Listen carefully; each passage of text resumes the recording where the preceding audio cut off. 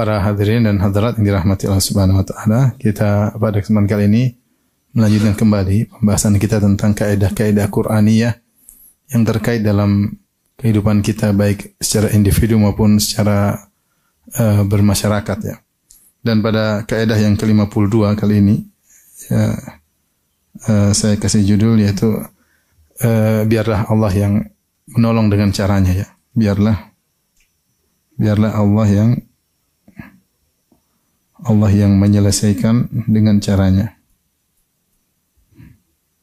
Menyelesaikan masalahmu dengan cara Allah. Kali ini saya ambil dari firman Allah Subhanahu wa taala dalam surat Al-A'raf ya. Dalam surat Al-A'raf ayat 136 ya. 136 Allah Subhanahu wa taala berfirman wa tammat kalimatu rabbikal husna ala bani Israila bima sabaru. Wa tammat kalimatu rabbika husna ala bani Israil bima sabaru. Ya, artinya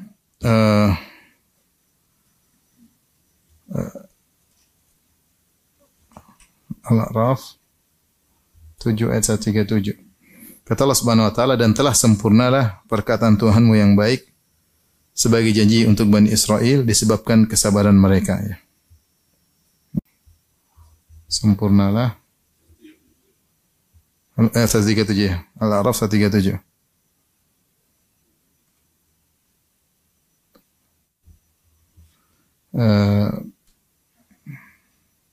Perkataan Tuhanmu atau keputusan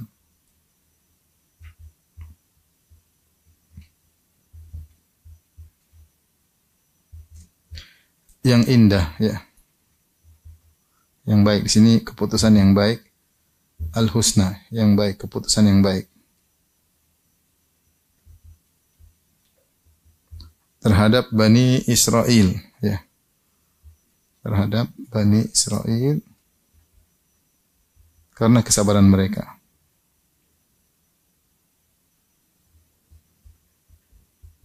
Kemudian kata Allah Subhanahu wa taala, "Wa dammarna ma kana yasna'u fir'aunu wa qaumuhu ma kanu ya'rishun." Dan kami hancurkan apa yang telah dibuat oleh Fir'aun, dibangun oleh Fir'aun, kaumnya dan apa yang mereka bangun. Ayat ini menjelaskan bahwasanya akhirnya Allah Subhanahu wa taala baru memberi pertolongan kepada Bani Israel setelah sekian ratus tahun mereka ditindas oleh Fir'aun dan anak buahnya dan bala tentaranya. Kenapa? Ketika mereka bersabar. Ketika mereka bersabar baru Allah mendatangkan pertolongannya sehingga mereka pun terbebaskan dari penindasan Fir'aun. Maka Allah berkata, "Wa tammat kalimatu rabbikal husna ala Bani Israil bima sabaru."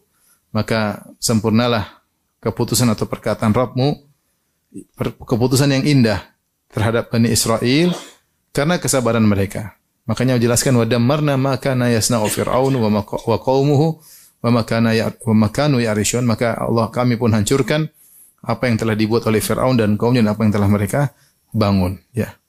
Pertolongan baru datang dari Allah Subhanahu wa taala setelah ratusan tahun, yaitu ketika mereka melakukan sebab pertolongan Allah, yaitu bersabar. Ketika mereka bersabar, maka Allah tolong mereka, kasih solusi kepada mereka dengan cara Allah Subhanahu wa taala. Nah, ini salah satu poin yang akan kita bahas tentang sabar. Namun sebelumnya saya akan menjelaskan secara singkat tentang makna sabar ya.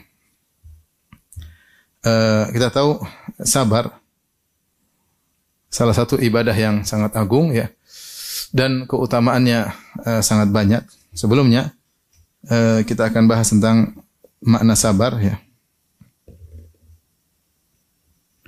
Makna sabar secara bahasa diambil dari as-sabr sama dengan al-habsu,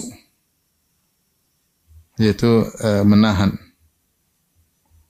Makanya ketika orang terbunuh, ada yang dikatakan kutila sabran. Kutila sabran maksudnya dia terbunuh dalam kondisi ditahan baru dibunuh. Bukan dia terbunuh ketika dalam peperangan, dalam pertempuran, tapi dia ditahan terlebih dahulu, maka dia pun dibunuh. Dalam istilah bahasa Arab dinamakan kutila sabron.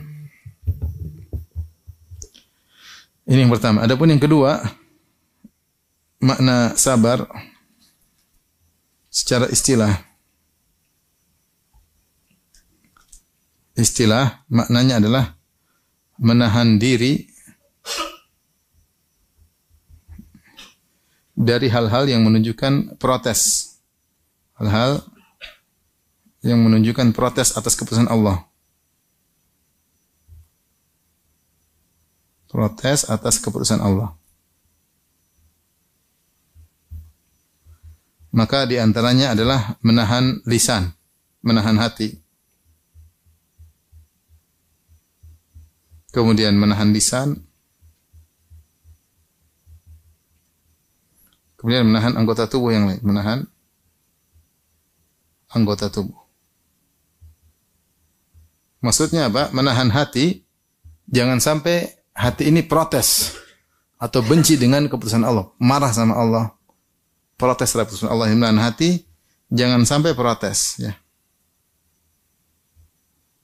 Jangan sampai protes. Atau merasa Allah tidak adil, merasa Allah zalim, ya, merasa Allah salah dalam keputusan, Allah tidak rahmat dan macam-macam. Terkadang muncul dalam hati seseorang ketika tidak kuat menghadapi keputusan Allah Subhanahu wa taala. Seperti firman Allah Subhanahu wa taala, "Wa tadhunnuna billahi dhununa." Billahi dzununa, dan kalian berprasangka kepada Allah yang berbagai macam persangkaan. Ada yang berprasangka baik, ada yang berprasangka buruk. Dhannina billahi dhanna saw. Dan sebagian orang mereka berprasangka kepada Allah dengan prasangka buruk. Maka seorang ketika terkena musibah, dia sabarkan hatinya agar tidak berprasangka buruk kepada Allah, tidak merasa Allah tidak adil atau Allah salah dalam keputusan. Jangan sampai dia protes. Menahan lisan dari kata-kata yang menunjukkan protes, ya. Dari kata-kata yang menunjukkan protes. Makanya di antara dosa besar adalah niyahah. An-niyahah kata Nabi SAW, an-naihah in lam tatub imatat walam tatub.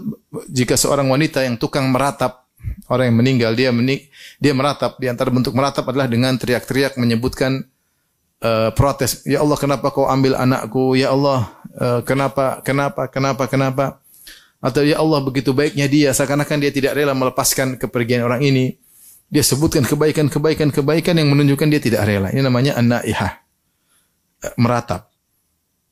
Kata Nabi SAW, wanita yang meratap kalau meninggal dan tidak sempat bertobat, maka akan diadab di neraka Jahannam. Dipakaikan pakaian dari api, dipakaikan mantel dari yang menimbulkan penyakit pada tubuhnya, ya. Jadi di antara dosa besar adalah meratap. Karena kenapa meratap mayat adalah dosa besar? Karena adalah bentuk protes terhadap keputusan Allah. Dia merasa Allah dalam tanda kutip tidak becus atau salah atau tidak adil, maka dia pun protes, ya. Ini namanya naihah, dan kebanyakan dilakukan oleh wanita. Dalam Islam tidak boleh. Sedih boleh. Sedih biasa.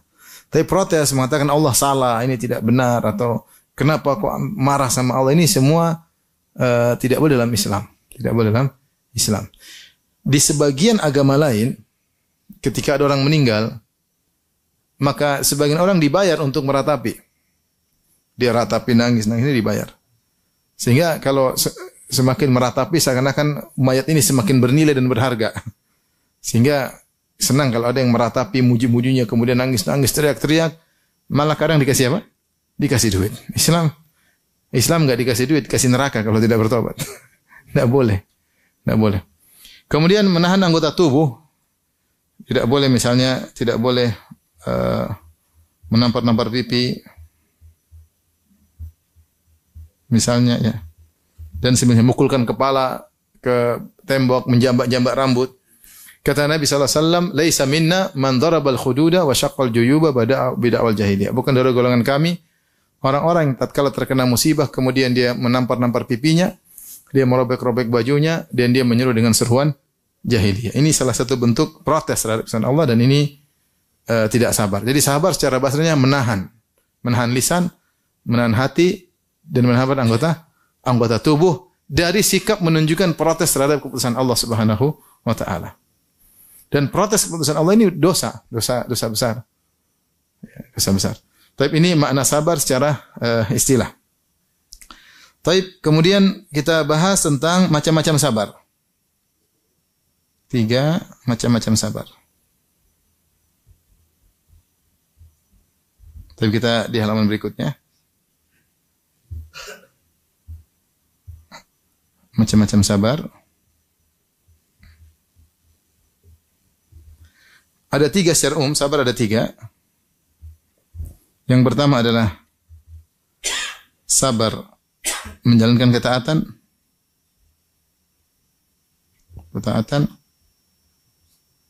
Yang kedua, sabar meninggalkan maksiat. Dalam meninggalkan maksiat.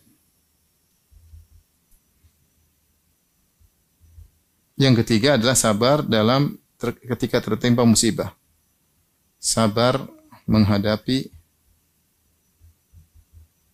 musibah yang tidak menyenangkan hati.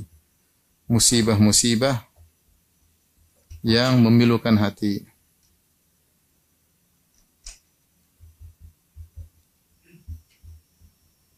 Jadi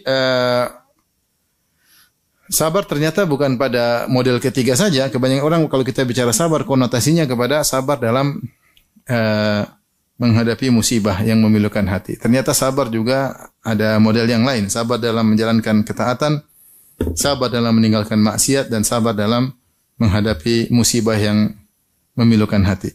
Sabar tersebut Allah sebutkan dalam banyak ayat. Seperti misalnya saya sebutkan sini seperti dalam surat Ar-Ra'd.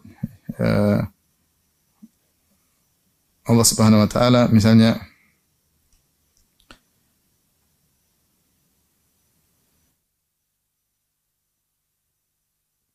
dari ayat 20 dari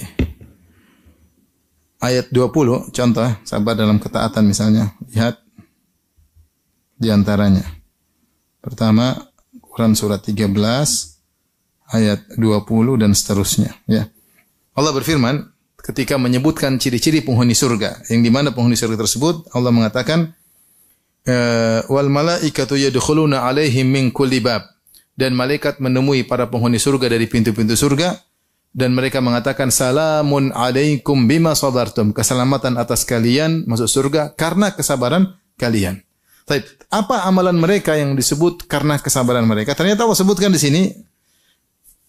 Misalnya mengatakan wal alladzina yufuna bi ahdillahi wa la yanquduna al-mitsaq. Itu orang-orang yang menunaikan janji Allah dan tidak membatalkan janji Allah. Itu butuh kesabaran.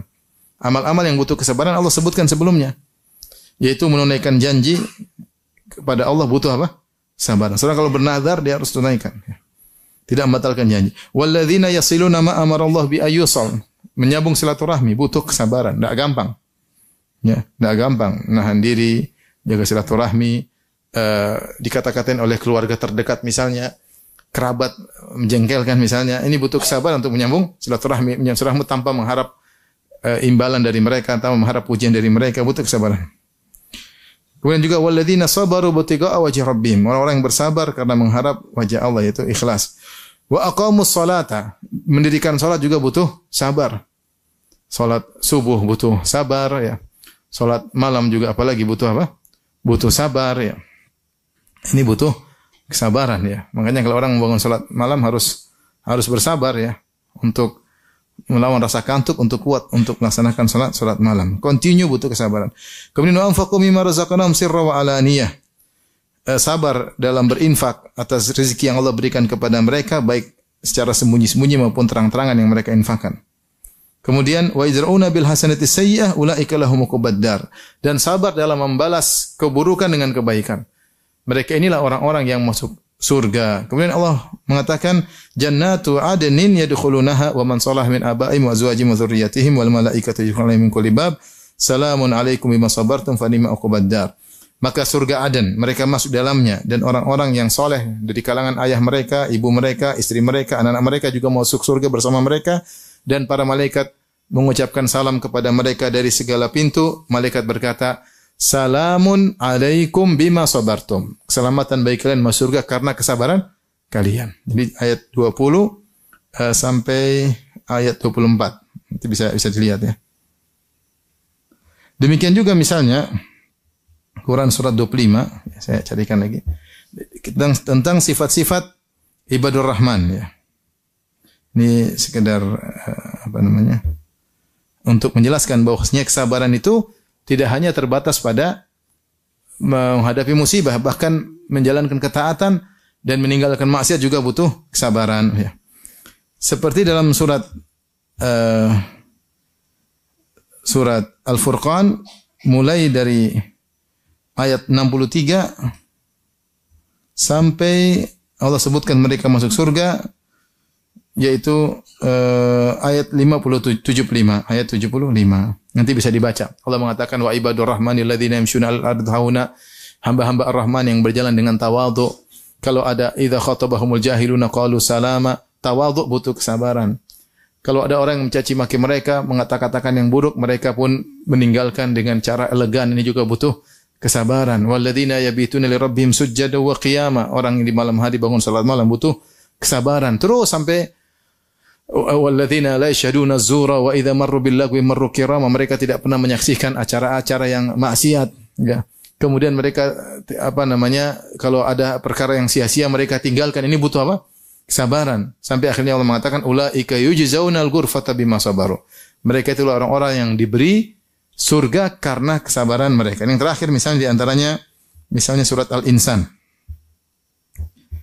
Surat Al-Insan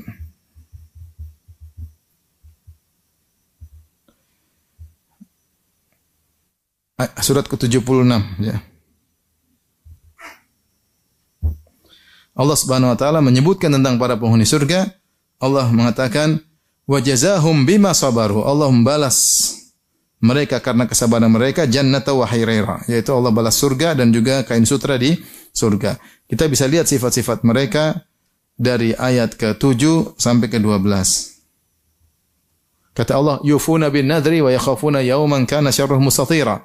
Sungguhnya mereka menunaikan nazar dan mereka takut dengan hari akhirat, hari kiamat yang mengerikan. Kemudian kata Allah, bagaimana mereka sabar dalam keikhlasan, wa yut'imuna at'ama ala hubbihi miskinan wa yatiman wa asira. Dan mereka memberi makanan kepada fakir miskin, kepada anak yatim dan kepada tawanan. Kemudian mereka berkata, innama nut'imukum liwajhillah la nuridu minkum jazaa'an wala syukura. Kami ini memberikan makan kepada kalian karena mencari wajah Allah. Kami tidak butuh balas budi dan juga tidak butuh terima kasih dari kalian.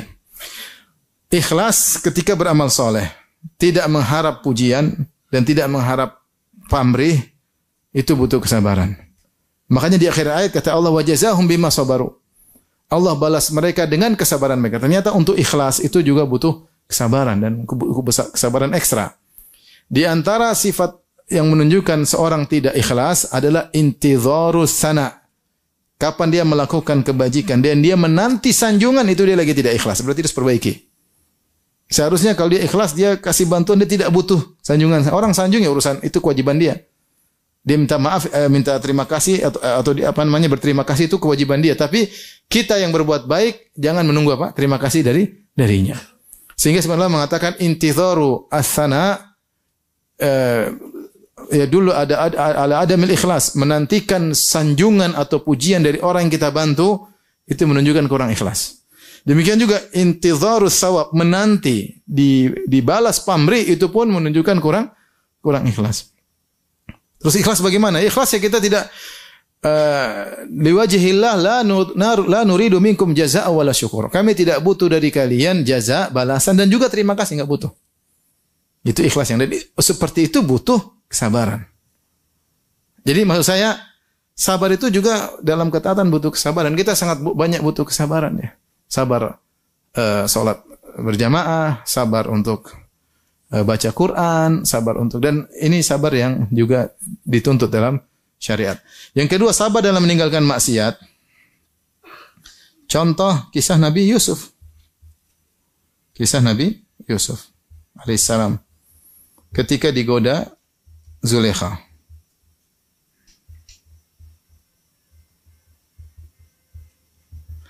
Dan ini adalah ujian yang sangat besar Allah abadikan dalam Al-Quran dan menunjukkan manaqib atau mangkabah keutamaan Nabi Yusuf alaihissalam ketika Zulekha menggodanya dengan menutup pintu, kemudian Zulekha sudah berhias sehingga dia sudah cantik, kemudian dia mengerias dirinya sehingga semakin cantik pula, dan kemudian dia yang berhasrat dan kemudian dia yang menggoda Nabi Yusuf. Kemudian Allah berfirman, walaqad hammat bih wa hamma biha.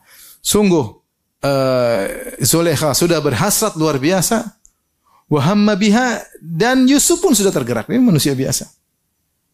Sudah tergerak. Tapi subhanallah, dia sabar, bahkan dia lari meninggalkan semua godaan yang menggiurkan tersebut. Ya. Dan ini adalah ujian yang sangat luar biasa bagi seorang lelaki. Makanya ketika Nabi SAW menyebutkan dalam dua hadis tentang keutamaan orang yang meninggalkan maksiat karena Allah Subhanahu wa taala, dia bersabar. Di antaranya ketika Rasulullah SAW menyebutkan 7 golongan yang Allah naungi pada hari kiamat kelak, di antaranya rajulun da'atu imra'atun dzatu mansibin wa jamin faqala inni akhafullah, seorang lelaki yang diraih oleh seorang wanita yang cantik jelita dan kaya raya, kemudian dia berkata, aku takut kepada Allah Subhanahu wa taala. Siapa yang bisa seperti itu? Antum mana pernah mengalami seperti itu? Wajah pas-pasan, pas ganteng, alhamdulillah. Kalau pas kurang ganteng, yang biasa digoda seperti biasanya orang ganteng digoda wanita cantik dan kaya raya. Yang biasa menggoda kita mungkin kalau ada yang menggoda ya. Kalau ada yang menggoda mungkin cantik tapi enggak kaya raya, atau kaya raya tapi tidak cantik. Tapi tergabung keduanya, cantik plus kaya raya. Wanita mana yang kita cari? Lelaki cari wanita yang seperti ini, udah cantik kaya raya ya. Cahaya di atas cahaya. Tapi siapa yang goda kita ada wanita seperti itu? Kalau ada yang menggoda begitu, terus kita bisa lolos, itu benar-benar orang yang bersabar. Makanya begitu pentingnya, bahayanya fitnah wanita, sampai Allah sebutkan tentang kisah Nabi Yusuf dalam Al-Quran. Bahkan Nabi Yusuf mengakui bagaimana dia belum tentu mampu untuk menghadapinya. Ketika ternyata bukan Zulekha saja yang merayunya, bahkan wanita-wanita di Mesir, semuanya ternyata juga merayu dia. Karena Zulekha panggil semua wanita, kemudian dia suruh Yusuf lewat di depan mereka. Ternyata semua terpesona. Semua mereka terpesona Yusuf. Akhirnya kata Zulekha kepada teman-teman perempuannya, kamu rayulah dia buat saya. Rayulah, ayo rayu dia biar mau sama saya. Kata para ulama, maka dia merobek tirai rasa malunya. Dia enggak malu lagi.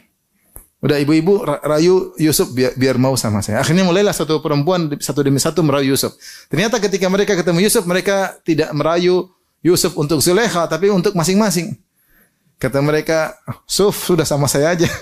Ngapain sama dia, sama aja, sama. Akhirnya semua merayu. Makanya Nabi Yusuf berdoa kepada Allah Subhanahu wa taala, Rabbis sijnu ahabbu ilayya mimma yad'unani ilaih. Ya Rabbku, sungguhnya penjara lebih aku sukai daripada rayuan mereka. Bukan cuma Zulekha, tapi mereka. Kemudian Nabi Yusuf mengakui ketidakmampuannya. Wa illa tasrif anni kaidahunna. Kalau kau tidak palingkan gangguan mereka dariku, asbu ilaihinna, niscaya aku akan condong kepada mereka. Wa akum minal jahilin, dan aku akan terjerumus sebagaimana orang-orang jahil. Sampai kapan Nabi Yusuf bisa bersabar, dia tidak tahu. Maka dia minta kepada Allah agar lebih baik saya dipenjara daripada saya terjerumus dalam hal tersebut. Ya. Inilah kisah yang menakjubkan. Ada seorang di penjara gara-gara tidak mau berzina. Ada enggak dalam sejarah? Mungkin cuma Nabi Yusuf alaihissalam. Tidak di penjara gara-gara tidak mau berzina. Ya. Yang ada orang yang berzina di penjara. Ini tidak mau berzina malah di penjara. Namun ini suatu keajaiban. Demikian juga ketika Nabi SAW sebutkan tentang kisah 3 orang yang mereka lagi berjalan dari Bani Israel, tiba-tiba turun hujan, mereka berlindung dalam goa, tiba-tiba ada batu besar jatuh menutup pintu goa. 3 orang berdoa. Salah satunya berdoa, ya Allah, saya dulu punya sepupu, itulah wanita yang paling saya cintai. Kalau ada di dunia ini lelaki sangat cinta kepada wanita, itulah saya. Dia kejar-kejar wanita terus, kejar-kejar, rayu-rayu, wanita enggak pernah mau. Dan dia tidak putus asa untuk merayu wanita tersebut karena cantik, dia cintanya luar biasa. Ternyata suatu hari wanita tersebut datang kepada dia, menyerahkan diri. Dia terkena kesulitan dan dia butuh uang. Kesempatan kata lelaki tersebut, kalau gitu saya kasih bantuan uang dengan syarat kau serahkan kehormatanmu kepada aku. Wanita tersebut setuju. Dia kasih uang kalau tidak salah 100 dinar atau sekitar dalam hadis ya. 100 dinar dengan 425 gram emas. Hampir setengah kilo dia kumpulkan untuk wanita tersebut. Ketika dia kasih, maka wanita tersebut pasrah. Kemudian ketika dia akan menggauli, sudah duduk sebagaimana layaknya seorang suami dengan istrinya, tiba-tiba wanita tersebut berkata, "Ittaqillah ya Abdullah, wahai fulan, bertakwalah kepada Allah. Wala tafudal khatam illa bihaqi." Jangan kau istilahnya menghilangkan keperawanan atau kehormatan seorang wanita kecuali dengan haknya. Maka dia pun berhenti. Kemudian dia pergi meninggalkan wanita tersebut dan emas yang dia sudah kumpulkan dia berikan begitu saja. Kemudian dia berdoa, "Ya Allah, kalau memang aku melakukannya karena Engkau, bukalah pintu goa." Akhirnya terbuka. Kita bayangkan wanita ini bukan wanita sembarang yang dia dapat kesempatan untuk menggauli. Ini wanita yang dia kejar-kejar bertahun-tahun. Wanita yang sangat dia cintai. Kata dia, kalau ada lelaki di atas muka bumi cinta sama seorang wanita, yang paling besar itulah saya terhadap dia. Ternyata sudah di depan mata, tinggal melakukan satu kalimat yang buat dia mundur, ittaqillah, bertakwalah kepada Allah. Akhirnya dia meninggalkan karena Allah Subhanahu wa taala. Nah, meninggalkan karena Allah juga butuh kesabaran. Kita punya hobi, di antara kita ada hobi mungkin nonton film box office, nonton film Korea, nonton hobi. Situ maksiat, ada perempuan, ada musik, ada macam-macam. Nah, kita harus sabar meninggalkan apa? Maksiat ini tidak baik. Tidak baik untuk agama saya, tidak baik untuk alam barzakh saya, tidak baik untuk akhirat saya. Kalau kita terjerumus, kita istighfar. Astagfirullah. Ini semua butuh kesabaran untuk meninggalkan kemaksiatan yang disukai oleh hawa nafsu kita. Itu butuh kesabaran, butuh perjuangan. Kalau kita terjatuh istighfar, kemudian kita bangkit lagi untuk bersabar meninggalkan itu semua, maka ini di antara kesabaran yang dipuji oleh Allah Subhanahu wa taala. Di antara hal yang membantu kita untuk bersabar meninggalkan maksiat, Ibnu Al-Qayyim menyebutkan dalam kitabnya Al-Jawabul Kafi, orang kalau maksiat, tentu dia sebutkan puluhan dampak maksiat. Di antaranya dia mengatakan orang kalau maksiat seharusnya ada nikmat yang akan dia dapat, nikmat tersebut tidak jadi datang kepada dia. Karena silsilah nikmat tersebut dia putus dengan maksiat yang dia lakukan. Ini kalau kita bicara duniawi ya. Kalau kita bicara ukhrawi, akhirat, orang yang melakukan maksiat, maka dia mengorbankan kenikmatan yang melakukan kenikmatan yang sedikit dengan menumbalkan kenikmatan yang sempurna. Bukankah Nabi SAW bersabda, "Man syaribal khamra fid dunya lam yashrabhu fil akhirah." Siapa yang minum khamar di dunia, dia tidak minum khamar di akhirat. Dihukum dengan tidak minum khamar di akhirat. Kenapa? Karena kelezatan sedikit yang ingin dia rasakan. Kata Nabi SAW, bagi lelaki, "Man labisal harira fid dunya lam yalbashu fil akhirah." Tadi man syaribal khamra fid dunya lam yashrabha fil akhirah. Siapa yang minum khamar di dunia tidak akan minum khamar di akhirat. Siapa yang lelaki mana yang pakai kain sutra di dunia, dia tidak akan pakai di surga, tidak akan pakai di akhirat. Artinya setiap kita melakukan satu kemaksiatan, ada kenikmatan, kelezatan yang kita rasakan, tetapi ada kelezatan yang besar yang ditumbalkan, yang harusnya kita dapatkan di akhirat kalau kita tidak melakukan ini. Oleh karenanya, seorang kalau bermaksiat, dia mikir, jangan sampai dia jadi orang bodoh. Maka semua pelaku maksiat disebut orang jahil. Kenapa? Karena kebodohannya membuat dia nekat menerjang kenikmatan yang kelezatan yang sedikit dengan menumbalkan kelezatan yang sempurna dan abadi. Yang ketiga, model kesabaran dalam menghadapi musibah-musibah yang memilukan hati. Di antaranya kita tahu bahwasanya banyak sebab yang buat kita bisa sabar ya. Di antaranya kita tahu bahwasanya di balik sabaran, di balik musibah yang Allah timpakan pasti ada hikmah yang Allah kehendaki. Ya. Terkadang Allah memberikan nikmat kepada seorang hamba dalam bentuk musibah. Ternyata musibah tersebutlah nikmat, tapi cara Allah memberikan nikmat kepada dia dengan cara seperti itu. Contoh sederhana Nabi Yusuf alaihissalam. Ya, ini sudah sering kita sampaikan contoh Nabi Yusuf. Nabi Yusuf alaihissalam, bagaimana bisa jadi bangsawan? Untuk bisa menjadi bangsawan melalui silsilah musibah. Musibah dihasati oleh kakak-kakaknya. Ini awal musibah. Kakak-kakaknya hasad sama Nabi Yusuf. Kemudian musibah dibawa pergi oleh kakak-kakaknya, kemudian dibuka bajunya, kemudian dimasukkan dalam sumur. Musibah berikutnya. Musibah berikutnya kemudian dijual jadi seorang apa? Budak. Dijual dan dibeli harga yang murah. Musibah seterusnya adalah dipisahkan dari ayah yang sangat dia cintai. Ayah dan ibunya dipisahkan. Masih kecil Nabi Yusuf alaihissalam. Dia anak bungsu, kemudian dipisahkan seperti itu.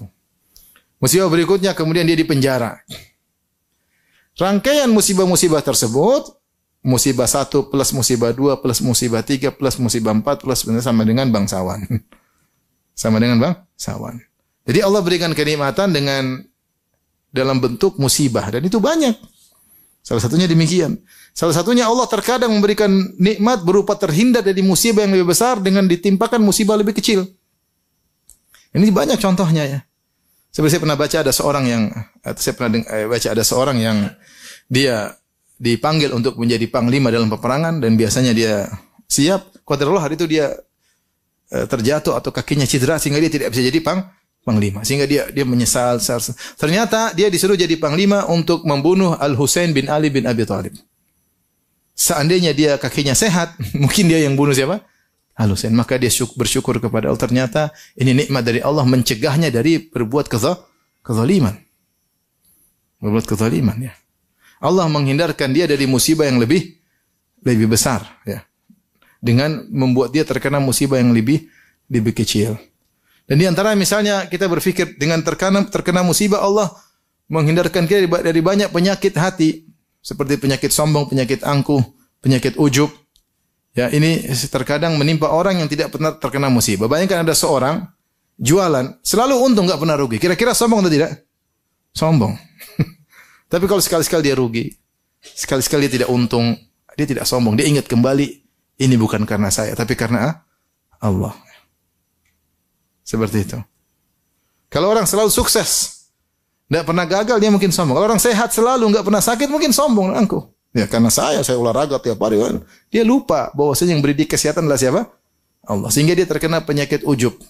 Maka terkadang orang gagal, terkadang. Lihatlah, 2 orang yang menjadi sombong, ya gara-gara diberi nikmat terus-menerus. Di antaranya Namrud.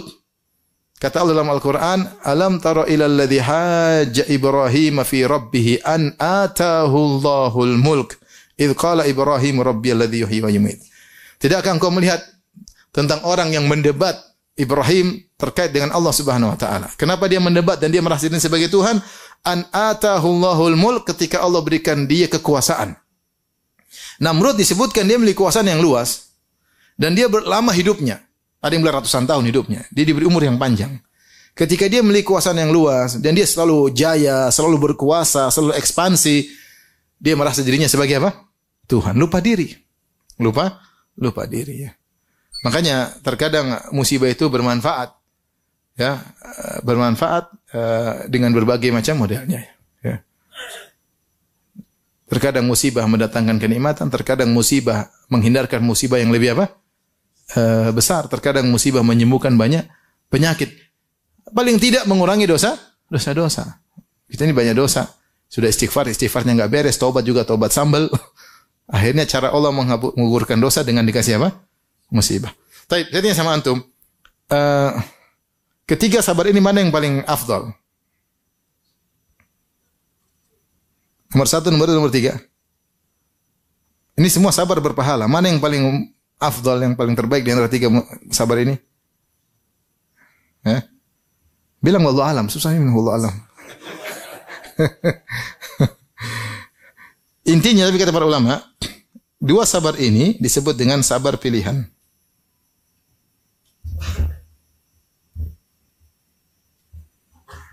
Pilihan atau as-sabr, kata Syekhul Islam Taimiyah, as-sabr al-ikhtiyari.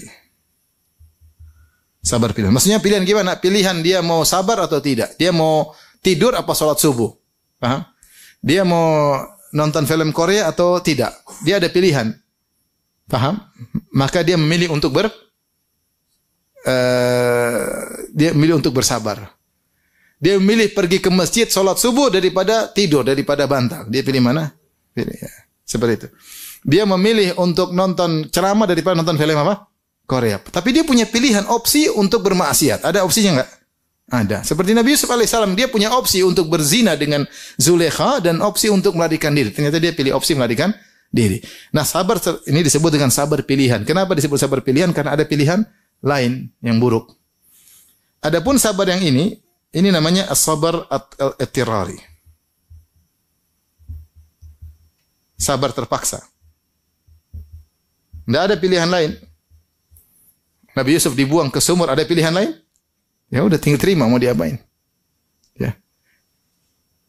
Diomelin sama istri, ada pilihan lain? Balik ngomel ya. Ada, sudah mau diapain? Namanya sabar terpaksa. Ditinjau dari jenis, mana yang lebih afdal? Lebih afdal sabar pilihan. Karena dia punya pilihan untuk opsi yang lain, yang buruk, tapi dia pilih opsi yang baik. Adapun sabar terpaksa, makanya kesabaran Nabi Yusuf ketika digoda oleh Zulekha lebih afdal daripada sabar ketika dia dibuang dalam sumur, ketika dia di penjara. Kenapa? Ketika dia dibuang di sumur atau di penjara itu sabar tidak ada pilihan. Sabar terpaksa, paham? Sabar terpaksa. Ya. Seperti itu. Ya. Ditinjau dari jenis. Tapi kalau dari sampel permasalahan, maka bisa jadi sabar ini lebih afdal daripada yang lainnya.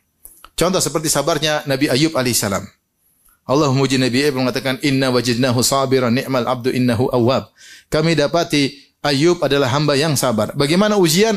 Dia dahulu punya anak-anak yang banyak, punya rumah yang mewah, punya ternak yang banyak, puluhan tahun, kemudian ludes dalam sesaat. Diuji maka rumahnya hancur, anak-anaknya pada meninggal, istrinya cuma tinggal satu yang merawatnya.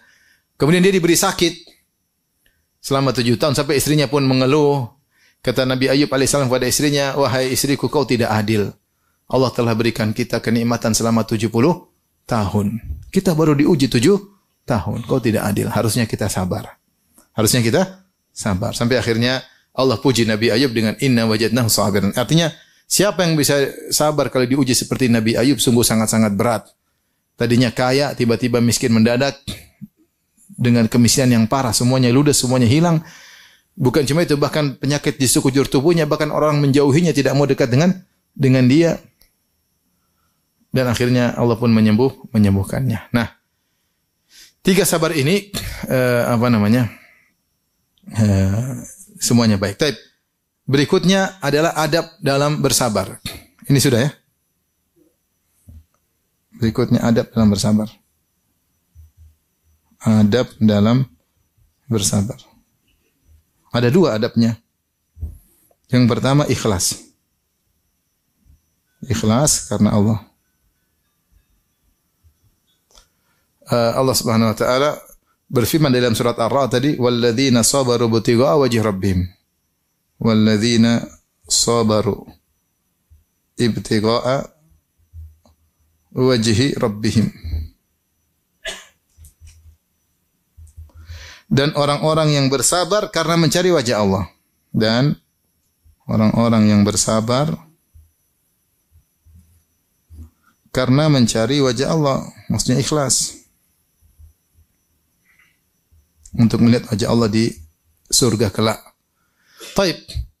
Jadi ada pertama kalau sabar, enggak usah publish kalau kamu sabar ya. Enggak usah ya. Ya enggak usah bikin status. Saya sabar sekali sama istri saya kurang ajar tapi saya sabar. Ya enggak usah. Ini kamu tidak ikhlas. Saya sabar ngurusi orang tua saya, enggak usah. Saya sabar dalam berdakwah, orang maki-maki saya sabar, enggak usah cerita. Kamu sabar bukan untuk dipuji, bukan untuk riya. Kamu sabar karena Allah Subhanahu wa taala. Jadi enggak usah sabar ketika panas terik matahari tetap ke masjid. Itu butuh sabar, tapi enggak usah cerita. Jangan bikin status di Madinah sekarang 48 derajat. Tapi Allah kuatkan langkah kakiku menuju Masjid Nabawi. Enggak usah bikin status. Riya tapi seakan-akan bersyukur. Allah Maha tahu, enggak usah terus kayak gitulah. Udah, enggak usah. Tidak usah sabar kemudian kita mau publish, mau kita pamerkan kepada apa? Masyarakat. Sabar biar Allah yang tahu ya. Biar Allah yang tahu karena Allah mengatakan memuji Allah walladzina sabaru ibtigha'a wajhi rabbihim. Yang mereka mencari wajah Allah. Lihatlah Allah memuji kaum muhajirin, kata Allah Subhanahu wa taala, lil fuqara'il muhajirin alladziina ukhriju min diyarihim amwalihim yabtaguna fadlan minallahi wa ridwana. dan fuqara kaum muhajirin yang terusir dari negeri mereka, terusir dari harta mereka. Kenapa? Karena mereka mencari karunia Allah, mencari keridhaan Allah Subhanahu wa taala. Maka sabar juga butuh keikhlasan. Enggak usah publish anak kita meninggal, bikin status lah, bikin anu lah. Apalagi kita ada orang tua meninggal, suami meninggal, istri meninggal. Malah harusnya kita sabar karena Allah malah bikin kesempatan untuk pencitraan. Enggak usah lah. Enggak usah lah. Udah kita sabar karena Allah. Enggak usah publish inilah. Akhirnya sabar yang merupakan ibadah agung jadi malah mendatangkan dosa. Karena sabar ibadah, aturannya ibadah itu harus karena Allah. Kapan dia ibadah karena ingin dipuji manusia, maka jadi riya, dosa. Yang kedua,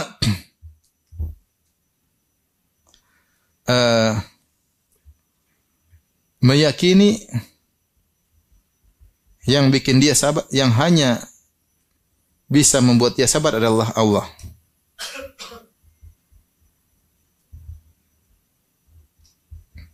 Adalah Allah, ya. Fasbir wa ma sabruka illa billah, kata Allah.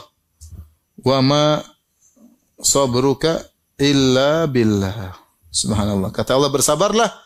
Tidaklah kau bersabar kecuali karena Allah. Tidaklah engkau bisa sabar kecuali karena Allah. Maka jangan kita pede dengan diri kita. Terkadang masalah di depan kita, kita serahkan sama Allah. Saya sabar. Insya Allah bikin apa? Sabar. Allah bikin kita sabar. Makanya ketika kita terkena musibah, ada ucapan-ucapan yang kita ucapkan agar Allah bikin kita. Karena kita nggak mungkin sabar kecuali bikin sabar. Kalau Allah nggak bikin kita sabar, nggak mungkin kita bisa sabar. Sehingga kalau kita pun sabar, kita tidak ujub. Tapi memang yang bikin saya sabar siapa? Allah. Ini fungsinya Allah kasih kita kesabaran. Yang kedua, kita tidak ujub. Makanya jika terkena musibah, kita bilang apa? Innalillahi wa inna ilaihi raji'un. Jika terkena musibah,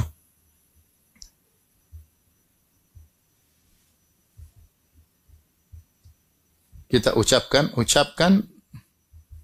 beberapa hal, seperti diantaranya apa? Innalillahi wa inna ilaihi raji'un. Ini buat kita sabar. Kita ini semua milik Allah dan kita semua akan kembali kepada Allah. Ketika Nabi SAW menasihati putrinya yang cucu Nabi meninggal, kata Nabi SAW, katakan kepadanya, Inna lillahi ma akhadh wa lahu ma a'ta wa kullu syai'in bi ajalin musamma wal tasbir wal tahtasib. Katakan kepada Zainab, kalau enggak salah Zainab. Sungguhnya Inna lillahi ma akhadh, apa yang Allah ambil itu milik Allah. Wa lahu ma a'ta, dan apa yang Allah berikan juga milik Allah. Wa kullu syai'in bi ajalin musamma, masih setiap itu pemberian Allah itu ada waktunya Allah ambil. Anak ada waktunya Allah ambil, istri ada waktunya Allah ambil, suami ada waktunya Allah, harta ada waktunya Allah ambil. Wal tasbir wal tahtasib, hendaknya Zainab bersabar dan hendaknya dia mengharap pahala dari Allah Subhanahu wa taala. Lihatlah ketika Ummu Sulaim anaknya meninggal. Kemudian datang suaminya, tadinya sakit, kemudian selalu Abu Talha tanya, gimana anak kita? Masih sakit. Akhirnya tanya, bagaimana anak kita? Anak laki-laki satu-satunya begitu. Akhirnya anaknya meninggal. Akhirnya Ummu Sulaim dengan begitu sabarnya, dia mandikan anaknya, dia kafankan, dia kuburkan. Setelah dia kuburkan, suaminya datang. Gimana anak kita? Kata Ummu Sulaim radhiyallahu anha, itu ibunya Anas bin Malik. Tapi Anas bin Malik dari bapak yang lain. Ini dia dari nikah lagi, punya anak yang meninggal, Abu Umair. Maka Ummu Sulaim berkata, wahai suamiku, anak kita lebih tenang daripada sebelumnya. Maksudnya sudah meninggal. Sebelumnya kan sakit, nangis-nangis. Sekarang lebih apa? Lebih tenang. Dipahami oleh Abu Talha, sudah sembuh. Atau lebih baik, ternyata maksudnya sudah meninggal dunia. Akhirnya dia pun berhias, dia kasih makan suaminya, udah kenyang. Terus dia berhias, akhirnya suaminya menggaulinya. Setelah selesai suaminya, keperluan perutnya sudah terpenuhi, keperluan syahwatnya sudah terpenuhi, baru dia ngomong sama suaminya. Kata dia, wahai Abu Talha, kalau ada orang kasih pinjaman sama kamu, terus dia ambil, apa dia zalim? Tidak. Ya punya dia, mau ambil kapan saja ambil. Kasih mukaddimah. Kata dia, oh enggak. Ya memang ambil aja. Ya itu anakmu itu titipan dari siapa? Allah, diambil. Inna lillahi wa inna ilaihi raji'un. Anak kita milik Allah, diambil. Ya sudah. Subhanallah, akhirnya Abu Talha lapor kepada Nabi, sedih. Kata Nabi, apakah kalian berhubungan tadi malam? Kata Abu Talha, iya. Semoga Allah memberkahi hubungan kalian semalam. Subhanallah, akhirnya dia punya anak namanya, kalau tidak salah, Abdullah. Abdullah ini kemudian punya anak 10 orang, semuanya ahli Quran. Dari hubungan malam tersebut. Tapi maksud saya, ini yang membuat kita sabar. Kita tahu semua ini milik siapa? Allah. Ada teman kemarin, subhanallah, anaknya umur mungkin 20 tahun. Laki-laki pertamanya meninggal. Dia telepon saya, Ustaz tolong doain lagi sekarat. Wah, ya saya doain. Terus kemudian besoknya, Ustaz, qadarullah, Allah mengambil miliknya. Ya. Artinya titipan sudah diambil. Wah, meninggal. Tapi bahasa dia, ini titipan Allah sudah apa? Allah ambil. Berat, tapi itu di antara hal yang buat kita sabar. Kita tahu itu titipan Allah Subhanahu wa ta'ala. Sehingga di antaranya kita juga mengatakan alhamdulillah ala kulli hal. Kita bilang alhamdulillah ala kulli hal. Kalau kita terkena musibah, kita bilang alhamdulillah. Itu segala puji bagi Allah atas keputusan. Artinya semua keputusan Allah pasti ada kebaikan. Kita husnudzan, pasti ada kebaikan. Sederhananya seperti misalnya anak kita diambil, kita bilang mungkin Allah ingin berikan dia kehidupan yang lebih baik pada di dunia. Nanti kalau besar malah banyak fitnah, banyak macam-macam. Allah selamatkan dia dengan mengambilnya. Kalau kita punya orang tua meninggal, ya mungkin daripada hidup udah tua, susah-susah, sakit-sakitan, Allah ingin ambil dia, pindahkan dalam kehidupan yang lebih baik. Kita husnudzan aja. Husnudzan aja. Ya. Karena semua keputusan Allah itulah yang lebih baik. Kemudian di antaranya seperti Allah mengatakan dalam surat dalam Al-Quran ketika bercerita tentang ini ibunya Nabi Musa. Ibunya Musa kan, Musa mau ditangkap sama Firaun, mau disembelih. Maka dia pun taruh dalam kotak, kemudian diletakkan di sungai Nil. Ternyata kotak tersebut supaya selamat dari kejaran Firaun malah diambil oleh Firaun. Lewat di kerajaan Firaun diambil. Maka dia pun sedih, dia ingin menjerit, kembalikan anakku. Walaula an rabatna ala qalbiha. Ala qalbiha. Kata Allah, kalau bukan aku ikat hatinya, tentu dia akan membongkar rahasia. Ya. Kata Allah, wasbaha fuadu ummi Musa farigon in kanat latubdi bihi. Hampir-hampir ibunya mengutarakan itu anakku. Laula an rabatna ala qalbiha litakuna minal mu'minin. Kalau bukan kami ikat kokohkan hatinya agar dia termasuk wanita yang beriman. Jadi yang buat dia bisa sabar, kenapa Allah ikat apa? Hatinya. Allah kokohkan hatinya. Maka ini menguatkan bahwasanya tidak ada yang bisa memberi kesabaran kecuali Allah Subhanahu wa taala. Surat Al-Qasas ayat 10 ya. Lihat juga 28 ayat 10. Kisah ibu Nabi Musa. Makanya Syekh Abdul Razak pernah cerita tentang seorang namanya Al-Walid Al-Ali, Dr. Al-Walid Al-Ali, seorang dai lulusan Madinah, S3 juga dari Kuwait. Dia ini sangat berbakti sama ayahnya dan selalu memberi waktu buat ayahnya ngobrol setiap ba'da asar sampai maghrib. Kalau dia punya kegiatan apapun dia batalkan, dia harus ngobrol sama ayahnya. Ayahnya sangat senang. Jadi kalau ba'da asar udah dia ngobrol sama ayahnya, minum kopi sampai maghrib. Itu kegiatan dia sehari-hari. Sampai orang berkata kalau ingin belajar berbakti sama ayah, belajar sama orang ini. Kemudian dia sangat disayang oleh ayahnya, bahkan umroh bareng sama ayahnya, kemana-mana safar sama ayahnya. Kalau dia memang sengaja berbakti sama ayahnya. Subhanallah, ketika dia berdakwah di Afrika, dia ditembak, meninggal. Heboh waktu itu. Terus saya lihat sempat ada foto atau Syekh Abdul Razak nyolatkan dia. Mungkin Syekh Abdul Razak ke Kuwait, mungkin sholatkan apa? Dia dan Syekh Abdul Razak ikut menguburkan. Ketika dikuburkan, ayahnya bilang, "Ya Allah," kata Syekh cerita sama saya. Kata ayahnya, "Ya Allah, saksikanlah aku dan ibunya sabar, terima, ridho dengan keputusanmu." Tidak ada apa-apa, tidak ada nangis, dia sabar. Subhanallah, kata Syekh, setahun kemudian kalau tidak salah, saya juga agak lupa ingat cerita Syekh. Saya bilang setahun kemudian saya pun ketemu dengan bapaknya, ini muridnya Syekh, bapak murid Syekh tersebut. Maka Syekh bertanya, gampangannya, "Ami, kok bisa tegar ketika menguburkan anak?" Karena mereka tuh ini anak sangat berbakti. Bukan anak yang nakal aja kalau meninggal orang tuanya nangis. Yang nakal kepala batu pun juga apa? Nangis. Kenapa cepat mati kamu? Belum taubat sudah mati. Apalagi kalau anaknya baik, tentu luar biasa ujiannya. Dia mengatakan ketika saya terima telepon bahwa anak saya meninggal, saya langsung berdoa kepada Allah. Allahumma rbut ala qalbi. Ya Allah, kokohkanlah apa? Hatiku. Saya langsung minta sama Allah. Maka Allah buat saya tegar sampai selesai semuanya. Jadi kita ini enggak mungkin sabar kecuali Allah yang kasih apa? Sabar. Taib, masih ada waktu ya, sedikit lagi. Kita kembali kepada judul pembahasan kita tentang serahkanlah urusanmu kepada siapa? Allah, biar Allah kasih solusi. Sabar keutamanya banyak. Keutamaan sabar. Di antaranya dicintai oleh Allah. Allah berfirman, "Wallahu yuhibbus sabirin." Allah mencintai orang-orang yang sabar. Kalau ingin dicintai oleh Allah, sabar. Semakin kita sabar, semakin dicintai. Pahalanya tanpa batas.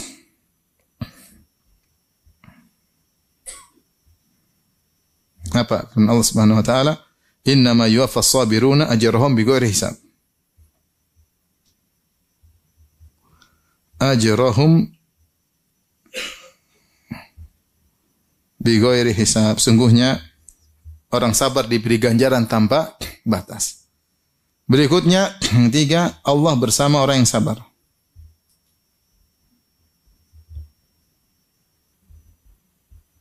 Kata Allah Subhanahu wa taala, "Innallaha ma'as sabirin."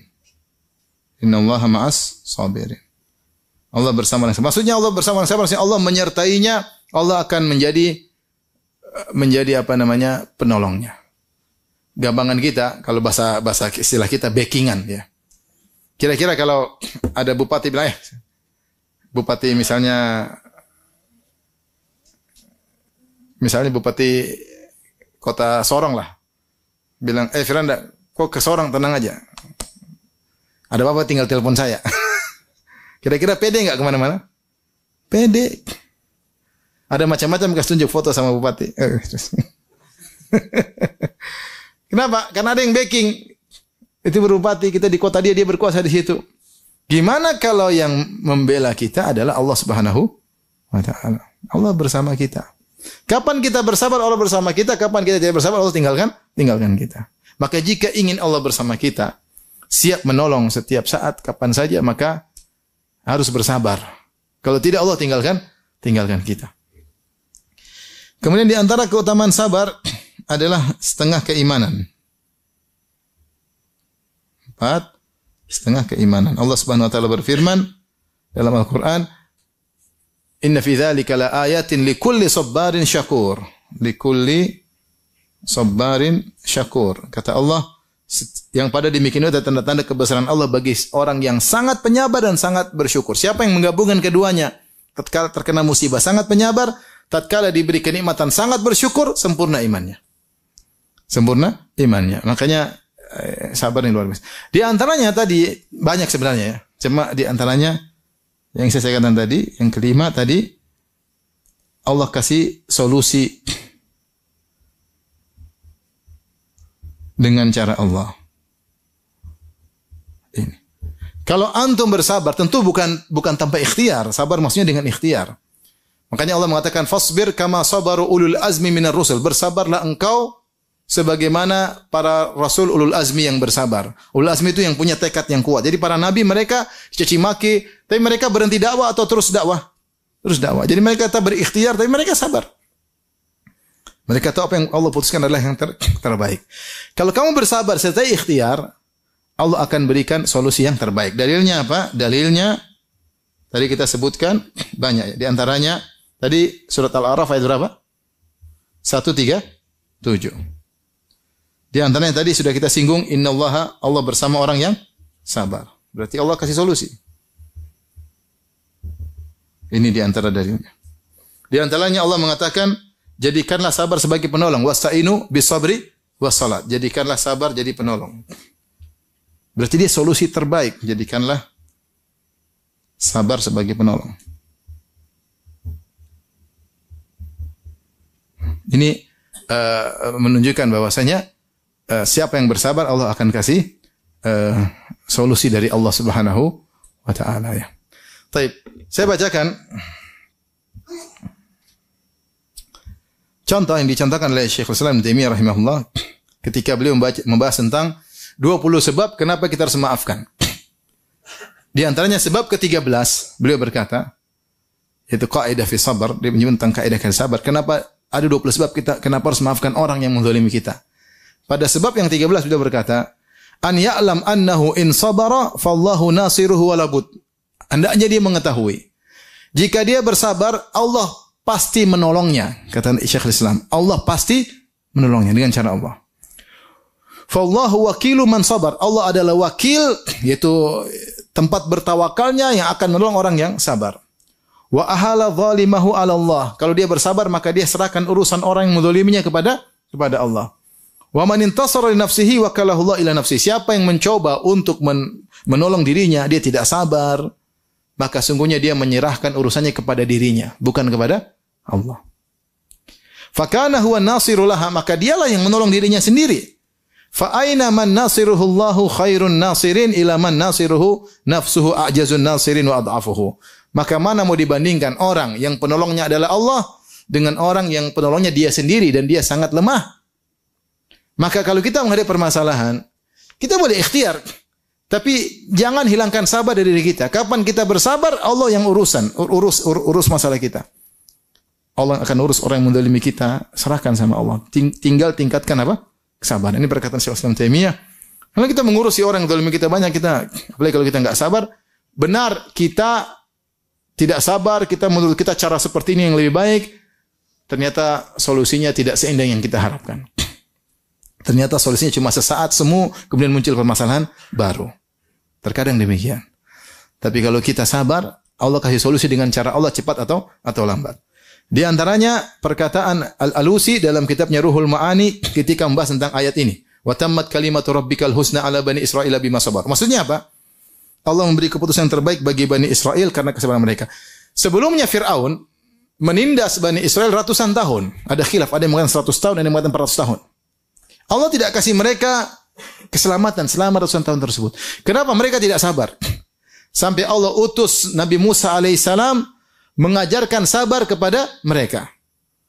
Ya qaumi ista'inu billahi wasbiru, kata Nabi Musa alaihissalam, wahai kaumku, mintalah pertolongan kepada Allah dan sabarlah. Ketika Nabi Musa mengajarkan kesabaran kepada mereka, jadilah mereka bersabar. Ketika mereka bersabar, maka Allah kasih apa? Solusi dengan cara Allah Subhanahu wa taala. Maka Allah katakan, wa tammat kalimatu rabbikal husna ala bani Israila, dan indahlah keputusan Allah terhadap Bani Israel bima sabaru, karena kesabaran mereka. Maka kemudian Al-Alusi menyebutkan, beliau mengatakan tentang ayat ini,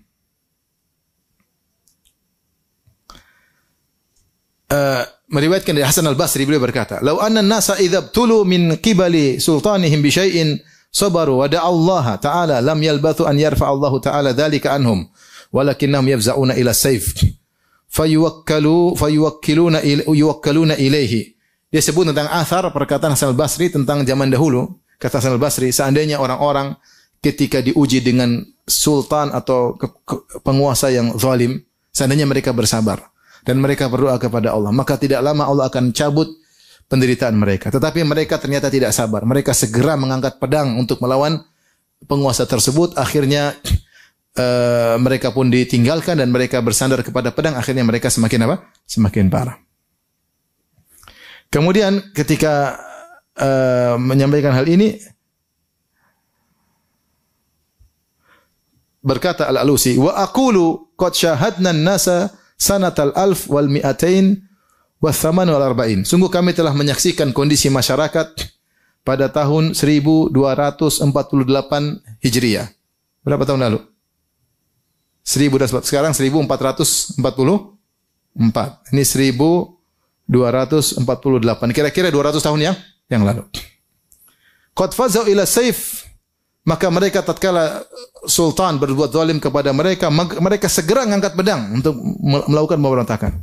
Fama agnahum syai'an, maka tidak ada faedah bagi mereka sama sekali. Wala tamalahum muradun, dan keinginan mereka tidak terpenuhi. Wala humida minhum amrun, dan perkara mereka tidak terpuji. Bahkan mereka semakin parah. Dia ingin menyampaikan, seharusnya kalau kamu ada masalah besar, masalah kecil, sabar dan berdoa kepada Allah. Jangan tidak sabar. Kapan tidak sabar, maka tidak ada solusi dari Allah. Maka ini nasihat buat saya pribadi dan juga perhatian. Kita banyak permasalahan, banyak enggak?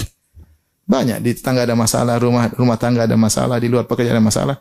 Sabar. Sabar bukan berarti pasrah, enggak, ikhtiar. Tapi tetap dalam koridor apa? Sabar. Cepat atau lambat Allah akan kasih solusi yang terbaik. Semoga kita semua dijadikan hamba-hamba yang bersabar tatkala terkena ujian. Allah taala alam bisawab.